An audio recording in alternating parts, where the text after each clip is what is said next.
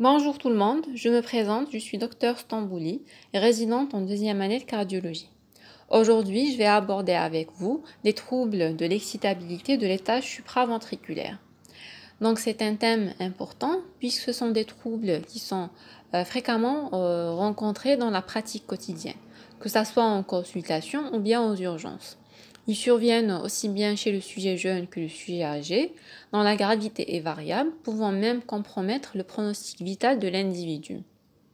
Il faut savoir que la réalisation d'un électrocardiogramme en matière de troubles du rythme reste indispensable puisque il représente l'outil, le seul outil qui pourra nous fournir des éléments clés pour le diagnostic.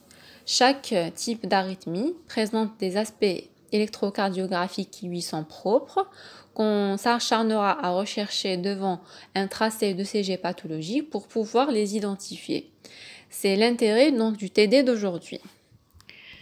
Donc on va commencer notre présentation par un petit rappel sur l'électrophysiologie cardiaque. L'activité électrique du cœur est contrôlée par deux types de cellules spécialisées. Donc on a des cellules qui sont responsables de l'excitation, appelées cellules cardionectrices, qui sont douées d'automatisme et génèrent spontanément et d'une manière répétitive des potentiels d'action.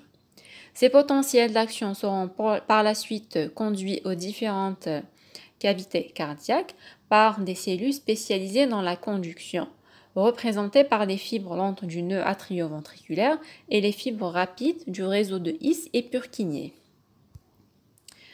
Donc sur cette coupe 4 cavités, on reconnaît le nœud sinusal situé au sommet de l'oreillette droite, qui représente le centre d'automatisme primaire et génère spontanément un influx à une fréquence comprise entre 60 et 100 battements par minute, appelé le rythme sinusal. Donc à partir de nœud sinusal, l'influx électrique il va gagner de proche en proche via les fibres de conduction intra- et interatriales, les deux oreillettes, pour pouvoir les dépolariser.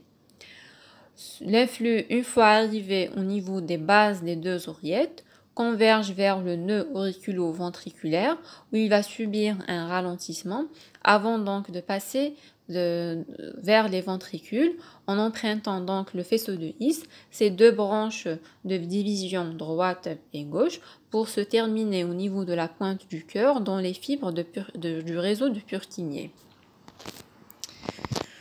Donc il faut savoir que l'automatisme cardiaque n'est pas toujours sous la commande donc, du nœud sinusal. Dans certaines situations pathologiques, ce nœud sinusal peut être inhibé lorsqu'il existe des cellules générant une impulsion à une fréquence qui est plus rapide que celle du nœud sinusal. Ou bien ce nœud sinusal il peut être défaillant, donc automatiquement il y aura un pacemaker de réserve qui va prendre le relais et générer un automatisme cardiaque. Dans certaines situations, donc il existe des voies de conduction supplémentaires entre les oreillettes et les ventricules, pouvant exposer le patient à des troubles rythmiques qui sont potentiellement graves. Donc après avoir terminé avec ce bref rappel, maintenant on va entamer notre sujet d'aujourd'hui qui sont les troubles de l'excitation supraventriculaire ou bien connus sous le nom de TSV.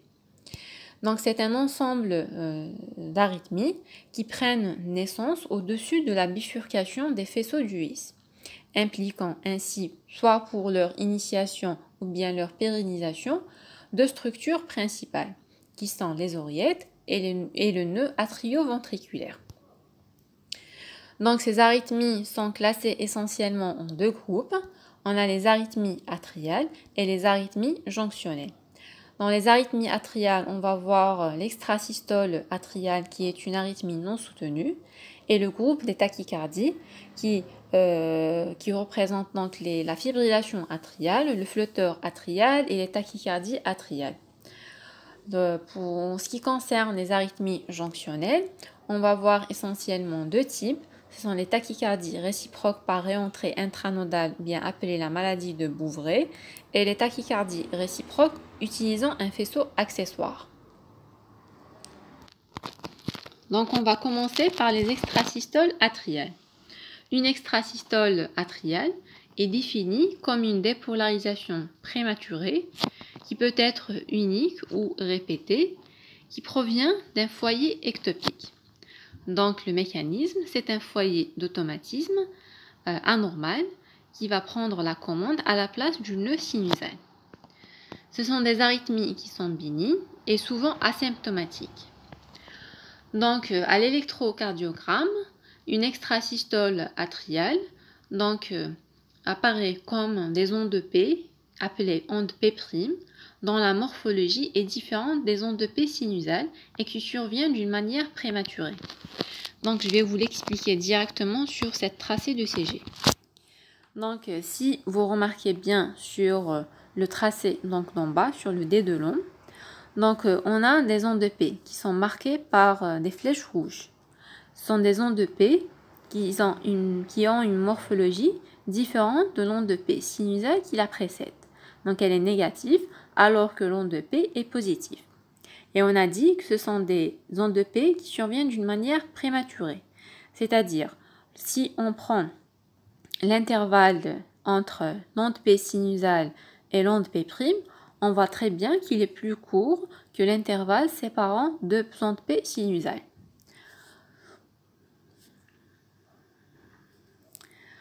Donc les QRS, ils sont généralement donc de même morphologie que les QRS de base. On peut voir une petite différence, mais qui n'est pas flagrante.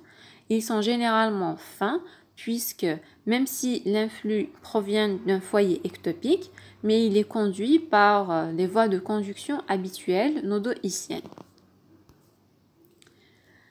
Une extrasystole atriale peuvent être dédoublées ou bien des triplées. Une extrasystole atriale peut s'alterner avec un rythme sinusal normal, donc donnant un bigéminisme, ou bien un trigéminisme lorsqu'une extrasystole atriale, donc lorsqu'on a une extrasystole atriale pour deux complexes sinusaux normaux.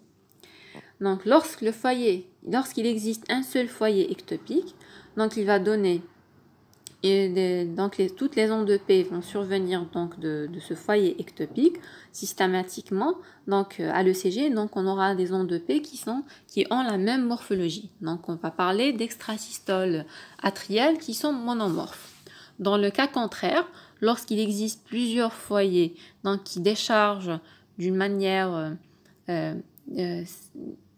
qui déchargent un par un, on aura des ondes de P qui auront des morphologies différentes. On parlera d'extrasystoles atriales qui sont polymorphes. Ici c'est l'ECG de tout à l'heure. On va voir un deuxième exemple. Ici c'est toujours une extrasystole atriale bigéminée, c'est-à-dire on a une alternance entre un complexe QRS sinusal et une extrasystole atriale.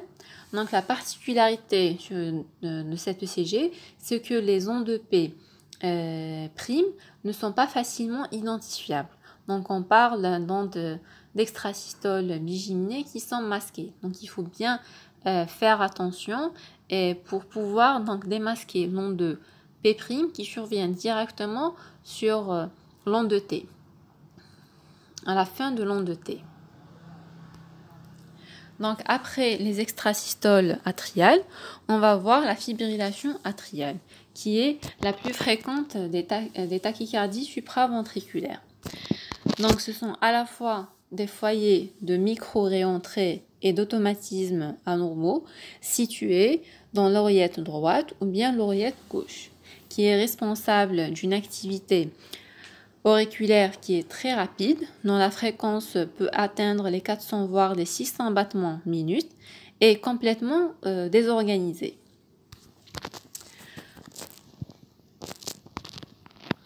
Donc cette fibrillation peut survenir sur un cœur sain, mais le plus souvent, les oreillettes, on les retrouve dilatées à l'échocardiographie. La prévalence de survenue augmente avec l'âge. À l'ECG, l'activité atriale est caractérisée par l'absence d'onde de P, qui sera remplacé par des ondes F qui donnent donc un aspect d'ondulation à la ligne isoélectrique d'amplitude variable. On reconnaît donc sur la bande de CG en bas l'activité, si vous remarquez bien, l'activité auriculaire, elle est complètement donc anarchique, non seulement en amplitude, en forme et aussi en fréquence. Pour ce qui est donc du ventriculogramme, l'activité ventriculaire, elle est complètement irrégulière lorsqu'il s'agit de la fibrillation atriale. Les QRS, ils sont généralement fins, sauf dans 3 situations. Lorsqu'il existe un bloc de branche organique ou bien un bloc de branche fonctionnel. C'est quoi un bloc de branche fonctionnel? C'est un élargissement donc des complexes QRS avec des fréquences qui sont très rapides. Et ce complexe QRS, il va reprendre donc la largeur initiale lorsque la fréquence donc se ralentit. On peut voir également des complexes qui sont larges lorsqu'il existe un faisceau accessoire. Donc voici un exemple donc, d'un ECG qui montre une fibrillation atriale. Donc on voit très bien donc l'absence d'onde de P, l'absence d'une activité auriculaire qui est organisée, qui est remplacée par une trémulation donc de faible amplitude de la ligne de base. Et on voit aussi donc une activité ventriculaire qui est complètement irrégulière. Donc ce sont les deux caractéristiques électrocardiographiques d'une fibrillation atriale. Voici un autre exemple, mais cette fois-ci, on a un macrovoltage des ondes F. On a de grandes ondes F qui ressemblent, on verra par la suite, à un flotteur. Mais en fait, c'est pas aussi régulier. Donc on voit bien que les ondes F ne sont pas régulières, elles sont anarchiques, qui donnent même des complexes QRS qui sont complètement irréguliers. Donc c'est un type donc, de FA dite à grosse maille. Ici, c'est un exemple d'une tachy-FA avec une cadence ventriculaire moyenne à 200 battements par minute. Comment calculer une fréquence cardiaque au cours d'une fibrillation atriale? Donc c'est facile. Donc on compte le nombre donc, de complexes QRS qui sont présents dans 6 secondes. 6 secondes, ça correspond à 30 grands carreaux. Donc le nombre de QRS, on le multiplie fois 10, donc on aura la fréquence cardiaque. Ici, à première vue, donc si on voit donc le CG, on dira que les complexes QRS, ils sont irréguliers.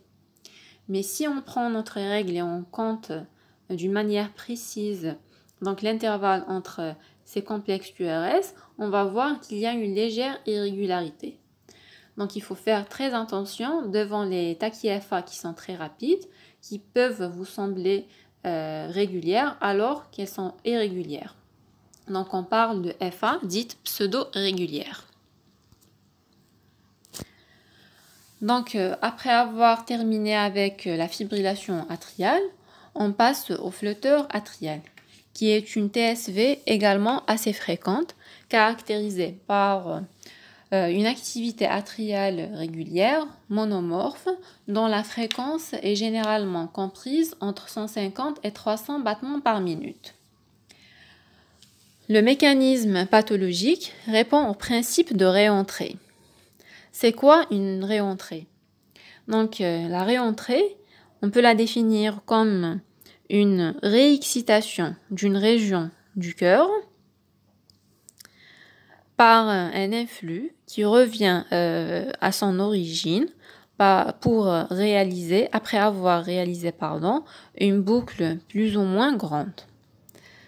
Dans le flotteur atrial, donc cette boucle est située au niveau de l'oreillette droite. Je vais essayer de vous l'expliquer donc sur ce schéma. Comme on l'a dit donc au début de la présentation, lorsqu'il existe un foyer d'automatisme qui génère une impulsion électrique à une fréquence très élevée, cela inhibe le nœud sinusal. Donc, ce qui est le cas au cours du flotteur atrial. Donc, on a un foyer d'automatisme qui donne des impulsions à une fréquence comprise entre 250 et 300 battements par minute. Donc, à chaque fois que ce foyer donne une impulsion, cette dernière, donc, elle descend par le circuit A. Une fois arrivée au niveau du nœud atrioventriculaire, va se diviser en deux. Une partie qui continue son trajet vers les ventricules, une autre partie donc, qui remonte par le circuit B vers les oreillettes, dessinant ainsi un circuit électrique. Donc c'est ce qu'on appelle une réentrée. Donc à chaque fois que ce foyer d'automatisme donne un influx, donc il va tourner en boucle dans ce circuit, provoquant une activation et une dépolarisation qui est répétitive et régulière des oreillettes à une fréquence très élevée. Donc, ce qui donne à l'ECG un auriculogramme qui est fait donc d'un battement régulier, très rapide, son retour à la ligne isoélectrique. Donc, on voit en bas un auriculogramme qui est fait donc d'ondes dites ondes F, qui sont diphasiques, faites donc d'une branche ascendante qui est rapide et une descendante qui est plus ou moins lente, qui se rattache directement son retour à la ligne isoélectrique avec l'autre onde F. Donc là, elles sont régulières et la fréquence est comprise généralement entre 250 et 300 battements par minute. La fréquence ventriculaire, elle est variable et elle dépend de la perméabilité du nœud atrioventriculaire. Car ce dernier, donc, il va servir donc de filtre, il ne va pas laisser passer l'intégralité donc des influx qui proviennent des oreillettes. Si l'oreillette donc se contracte à une fréquence à 300 battements par minute, donc le nœud atrioventriculaire, il va pas laisser passer tous ces influx vers les ventricules, le protégeant ainsi donc des fréquences très rapides. On décrit au flotteur trois types. On a le type le plus fréquent, c'est le flotteur typique, où le circuit de macro-réentrée est situé autour de l'anneau tricuspide et où l'influx donc il tourne dans le sens anti-horaire, ce qui donne un aspect électrocardiographique caractéristique représenté par des ondes F qui sont diphasiques avec une polarité négative en inférieur, c'est-à-dire qu'on va la voir dans les dérivations D2, D3 et AVF, et une polarité positive en V1. C'est normal parce que lorsque l'influx donc remonte dans la paroi septale, dans la face septale de l'oreillette, donc il va fuir les dérivations inférieures, ce qui donne donc une négativité. Il va se diriger vers la paroi latérale, c'est-à-dire la dérivation V1, ce qui va dessiner une positivité. Donc le deuxième type, c'est le flotteur typique inversé ou bien appelé le flotteur horaire parce que contrairement au flotteur typique, l'influx, il tourne dans le sens horaire, ce qui va donner un aspect ECG contraire au premier, c'est-à-dire une onde F qui est positive en inférieur et négative en V1. Le dernier type, c'est le flotteur atypique, il est très rare. Donc voici un exemple typique d'un flotteur anti-horaire. Donc avec, si on voit bien en inférieur, donc les ondulations, bien les ondes F qui sont régulières, son retour à la ligne isoélectrique à polarité négative en inférieur et positive en V1. Les complexes QRS, ils sont réguliers. Ils ont une fréquence donc, de 75 battements par minute. Donc on parle d'une conduction 4 pour 1. Ici, c'est un exemple de flotteur horaire. Donc, on voit bien, contrairement à l'exemple précédent, des ondes F qui sont positives en inférieur et les négatives en V1. Donc, c'est un flotteur type horaire. Et la conduction ventriculaire, elle est, sur cet exemple, elle est irrégulière. Donc, on part le flotteur auriculaire à conduction variable. Donc, je vous ai mis cet ECG, cet exemple, pour comprendre l'intérêt du massage sino-carotidien lorsqu'on a un flotteur qui est rapide ou bien même devant toute tachycardie à QRS fin. Donc, sur la première partie du tracé, vous remarquez qu'on a une tachycardie à 150 battements par minute et on ne voit pas bien l'aspect typique du flotteur.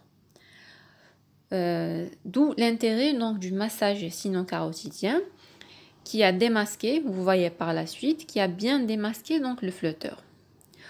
En fait, lorsqu'on fait un massage sino-carotidien, on va activer le système parasympathique.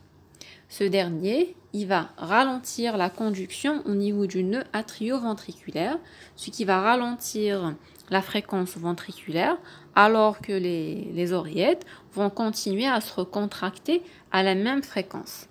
Donc c'est pour ça qu'on démasque bien la fréquence, on démasque bien le flotteur après ralentissement de la fréquence ventriculaire. Donc, en pratique, il faut retenir que devant toute tachycardie régulière à QRS fin, à 150 battements par minute, est un flotteur jusqu'à preuve du contraire. Donc, on termine la partie des arythmies atriales par la tachycardie atriale. C'est une TSV qui est très rare, qui correspond à des foyers d'automatisme ectopique qui siègent au niveau soit de l'oreillette droite ou l'oreillette gauche. Ce foyer, il peut être unique, on aura une tachycardie atriale focale, ou bien de multiples foyers ectopiques qui déchargent chacun à son rythme et d'une manière anarchique, ce qui va nous donner une tachycardie atriale multifocale. Sur l'ECG, l'activité auriculaire, elle est rapide, faite d'ondes P dites P', de morphologie différente des ondes sinusales. Ces ondes P sont soit de même morphologie et régulières lorsqu'il s'agit de tachycardie atriale focale, et comme elles peuvent être polymorphes irrégulières lorsqu'il s'agit des tachycardies atriales multifocales. Les complexes QRS peuvent être réguliers ou irréguliers et cela dépend de la perméabilité du nœud atrioventriculaire, comme on l'a vu dans le cas du flotteur atrial. Ceci est un exemple d'un ECG d'une tachycardie atriale focale à conduction atrioventriculaire 1 pour 1. Vous voyez les ondes P qui ont presque toutes la même morphologie. On dira qu'elles proviennent tous d'un même foyer ectopique. Et après chaque onde P, on a un complexe QRS. La conduction atrioventriculaire est de type 1 pour 1. Ici, c'est une tachycardie atriale. On remarque l'activité auriculaire qui est bien organisée, faite d'ondes P qui ont toutes la même morphologie et séparées toutes par le même intervalle, qui ont une fréquence qui avoisine les 150 battements par minute. La conduction ventriculaire sur cette ECG, elle est variable puisqu'on a des complexes QRS qui sont irréguliers. Donc, après avoir terminé avec le groupe des tachycardies atriales, on passe maintenant donc au groupe des tachycardies jonctionnées. Elle représente la cause la plus fréquente des palpitations du sujet jeune, même sans cardiopathie sous-jacente. Elle est en rapport avec une macro-réentrée qui passe obligatoirement par la jonction atrio-ventriculaire. On lui décrit donc deux types.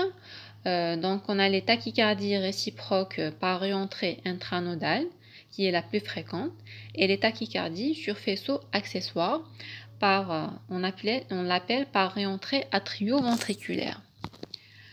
Sur l'ECG, le plus souvent, donc, c'est une tachycardie régulière à QRS fin. La fréquence, elle avoisine généralement les 180 battements par minute. On ne retrouve pas d'ondes de P sinusales, mais en revanche, on retrouve des ondes de P qui sont situées après le QRS, dites rétrogrades. C'est normal parce que les oreillettes, elles sont dépolarisées par l'influx qui provient par le nœud du nœud sino-atrial, nœud atrio-ventriculaire, pardon. Donc, ce dernier le dépolarise d'une manière rétrograde. Ça va être important donc d'étudier le rapport entre les QRS et les ondes de P, puisque c'est ce dernier qui pourra classer notre tachycardie jonctionnée. Donc on va voir d'abord les tachycardies réciproques par réentrée intranodale qui sont la plus fréquentes. Donc, le circuit de macro-réentrée, donc il se situe au niveau du nœud atrio-ventriculaire. Comme vous voyez sur cette illustration, donc on va dire que le nœud atrio-ventriculaire est divisé, ou bien et possède deux voies de conduction. Une voie donc lente et une voie rapide à période réfractaire qui sont différentes. Donc lorsque un extra-stimuli arrive au niveau du nœud atrio-ventriculaire, il va descendre par la voie excitable qui est la voie lente, et une fois arrivé au niveau donc du faisceau de His, avant sa bifurcation, une partie va descendre vers les ventricules et une partie va remonter par la voie rapide puisque cette dernière sera sortie de sa période réfractaire, dépolarisant ainsi les oreillettes d'une manière rétrograde. Donc on aura sur le CG, comme vous le voyez sur les deux dérivations d'en bas, des complexes QRS qui sont fins avec une onde de P qui est située donc près du complexe QRS. Parfois même, donc elle est cachée, elle est invisible car elle sera cachée dans ce complexe QRS. Donc l'intervalle RP généralement, il est inférieur à 90 millisecondes. C'est normal puisque l'influx qui part vers les oreillettes va emprunter la voie rapide où la conduction est très rapide. C'est pour ça qu'on a un intervalle RP qui est inférieur à 90 millisecondes. Donc voici un exemple. Donc sur l'ECG de fond, donc on voit bien que c'est une tachycardie à QRS fin. Une fréquence est à 210 battements par minute. Donc on a zoomé sur les dérivations latérales V1 et AVL où on voit très bien donc une sorte de déflexion positive qui est attachée donc au QRS qu'on appelle donc l'onde P rétrograde. Donc on pourra dire que c'est une tachycardie jonctionnelle par réentrée intranodale. Donc on passe au deuxième type qui est la tachycardie réciproque sur faisceau accessoire. Donc c'est quoi un faisceau accessoire? Donc c'est un reliquat embryonnaire fait donc de fibres musculaires qui sont excitables, qui relient directement donc les oreillettes au ventricule. Selon donc le sens de l'influx emprunté par par ce faisceau accessoire, on parle soit de tachycardie orthodromique où l'influx donc il descend donc des oreillettes, il passe au ventricule par le nœud atrioventriculaire et il remonte vers les oreillettes par le faisceau de Kent. À l'ECG, on a donc essentiellement des ondes de Q, des complexes QRS qui sont fins, c'est très important de noter ça, avec une onde de P rétrograde qui est détachée du QRS. Elle est située à distance du QRS à plus de 90 millisecondes. C'est normal puisque l'influx il va prendre du temps pour revenir aux oreillettes. Il va d'abord dépolariser les ventricules, puis remonter par le faisceau de Kent vers les oreillettes. Donc, lorsque l'influx descend par la voie accessoire et remonte par le nœud atrioventriculaire, on parle alors d'une tachycardie antidromique, où donc les complexes QRS ils sont essentiellement larges avec une onde de P qui est rarement visible. Ici, c'est un exemple de tachycardie jonctionnelle, dite orthodromique. Donc, toujours, c'est une tachycardie à QRS fin qui est essentiellement régulière. La fréquence est aux alentours de 150 battements par minute. Et on voit bien donc l'onde P rétrograde qui est détachée des QRS et située près donc de l'onde T. C'est pour ça donc on dira que c'est une tachycardie jonctionnelle réciproque orthodromique par faisceau accessoire. Ici, c'est un exemple de tachycardie jonctionnelle réciproque antidromique. Devant un ECG pareil, donc devant une tachycardie régulière à QRS large, donc il est difficile de faire la part des choses entre une tachycardie jonctionnelle réciproque antidromique et une tachycardie ventriculaire. Donc ce sont deux diagnostics différentiels et c'est souvent difficile de faire la part des choses. Ce n'est qu'après le retour en rythme sinusal qu'on pose le diagnostic d'une tachycardie sur faisceau antidromique sur faisceau accessoire. Donc c'est un diagnostic rétrospectif. Donc on arrive à la fin de notre présentation. Donc je vais conclure par cet algorithme qui va résumer les différentes étapes à suivre pour pouvoir identifier les différents troubles de l'excitabilité de l'état supraventriculaire. Donc il est indispensable d'étudier l'activité atriale et de rechercher une onde de P sinusale pour dire que c'est un rythme sinusal. Rechercher donc une fibrillation atriale, des ondes de F avec l'aspect caractéristique du flotteur atrial. Rechercher s'il y a une ou plusieurs ondes de P qui peuvent être soit de morphologie identique ou de morphologie différente. Donc on parlera d'une tachycardie atriale ou bien une onde de P rétrograde dans le cas des tachycardies jonctionnelles. Après avoir étudié l'activité atriale, on passe à l'activité ventriculaire où on étudie essentiellement la régularité du rythme. Donc le rythme il peut être irrégulier, donc on parle d'une arythmie complète par fibrillation atriale, ou bien ça peut être un flotteur à conduction variable, ou bien une tachycardie multifocale. Si le rythme est régulier, il faut essentiellement étudier donc le rapport entre les QRS et les ondes de P. Donc voilà, j'espère que ce TD vous sera bénéfique et vous serez capable dorénavant d'identifier les différents troubles de l'étage supraventriculaire, du moins lorsque l'ECG a un aspect typique.